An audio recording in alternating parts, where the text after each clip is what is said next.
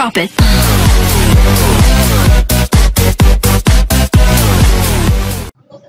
Halo anak-anak, selamat pagi, semangat pagi. Kalau masih dalam keadaan PJJ, kita harus tetap semangat. Nah, anak-anak, pada video kali ini kita akan belajar terkait dengan tema 2, subtema 1, pembelajaran 1, 2, dan 5 dengan muatan IPA, ilmu pengetahuan alam. Anak-anak, materi kita yaitu sistem pernapasan hewan. Nah, sistem pernapasan hewan itu disesuaikan loh dengan tempat hidupnya. Jadi perlu kita ketahui bersama bahwa yang bernafas itu tidak hanya manusia, namun hewan juga untuk keberlangsungan hidupnya. Yuk kita cari tahu. Yang pertama, cacing tanah. Cacing tanah, anak-anak, bernapas menggunakan permukaan kulit basah dan berlendir. Ayo, siapa yang sudah pernah ketemu dengan cacing tanah? Kedua, serangga.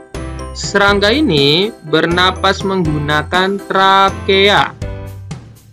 Dari oksigen, masuk ke stigma, masuk ke trakea, disebarkan ke seluruh tubuh. Ketiga, ikan. Ikan bernafas menggunakan insang. Dari air, masuk ke mulut, diproses di insang. Keempat, amfibi.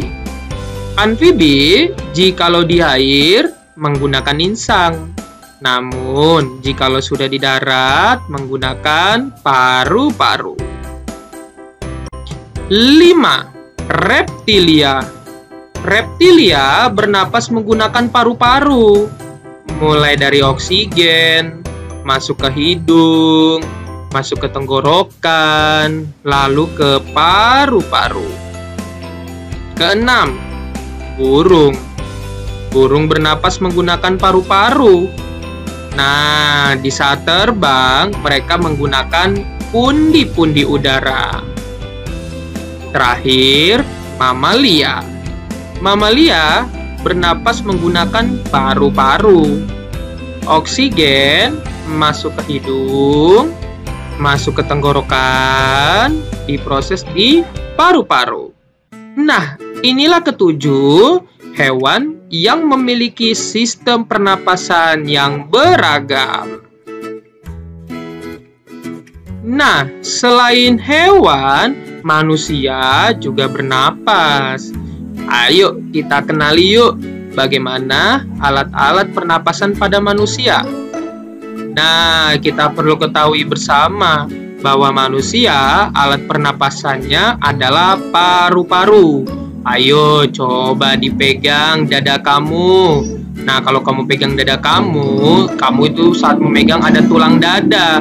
Nah, tulang dada itu untuk melindungi paru-paru. Nah, bagaimana ya pernapasan manusia?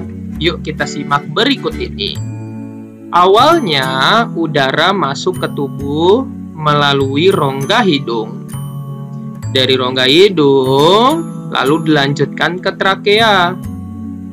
Dari trakea dilanjutkan ke bronkus. Baru ke paru-paru. Masuk itu oksigen. Saat sudah diproses, dikeluarkan lagi menjadi karbon dioksida. Jadi saat masuknya oksigen, keluarnya karbon dioksida. Perhatikan bagian-bagian tubuh yang berperan dalam pernapasan serta fungsinya. Nah, tadi kan kita sudah lihat tuh bagaimana alur pernapasan pada manusia. Apa saja ya fungsi-fungsinya? Hidung. Hidung berfungsi untuk menyaring debu atau kotoran yang berasal dari udara, serta menyesuaikan suhu dan kelembapan udara untuk memudahkan proses penyebaran gas di dalam tubuh. Nah, sehingga kalau kita kadang nih memasukkan jari kita ke dalam hidung itu suka ada kotoran-kotoran. Nah, itu ada dikarenakan di hidung kita terdapat penyaring debu. Lalu ada trakea, tenggorokan. Nah, tenggorokan ini penghubung loh anak-anak, penghubung dari bagian hidung dan paru-paru. Ingat ya, kalau bernapas dari hidung masuknya ke tenggorokan. Namun kalau makan dari mulut masuk ke kerongkongan. Nah, untuk saat ini kita membahasnya bagian pernapasan dahulu. Nah, tenggorokan ini juga berfungsi untuk menyaring kembali udara yang masuk dan mengantarkan udara tersebut ke paru-paru. Terakhir, paru-paru terdiri dari bronkus, bronkiolus, dan alveolus. Nah, ini dia nih, disinilah terjadinya pertukaran oksigen dan karbon dioksida. Nah, di bagian ini sangatlah penting sekali karena manusia itu sangat membutuhkan oksigen dan wajib mengeluarkan atau membuang karbon dioksida. Nah, ini dia nih gambaran bagaimana proses pernapasan pada manusia. Seperti yang tadi sudah dijabarkan, udara masuk dulu nih ke dalam hidung. Nah, ini dia nih, udara masuk ke hidung. Saat udara masuk ke hidung, udara disaring oleh rambut hidung. Nah, di saat kita bernapas, paru-paru itu mengembang dan rongga dada membesar. Coba praktekkan. Coba kamu tarik napas. Nah, saat kamu tarik napas anak-anak, rongga dada itu membesar atau mengembang. Nah, itu tandanya kamu bernapas memasukkan oksigen. Nah, sekarang coba kamu keluarkan lagi. Kamu hembuskan yang tadi kamu napaskan.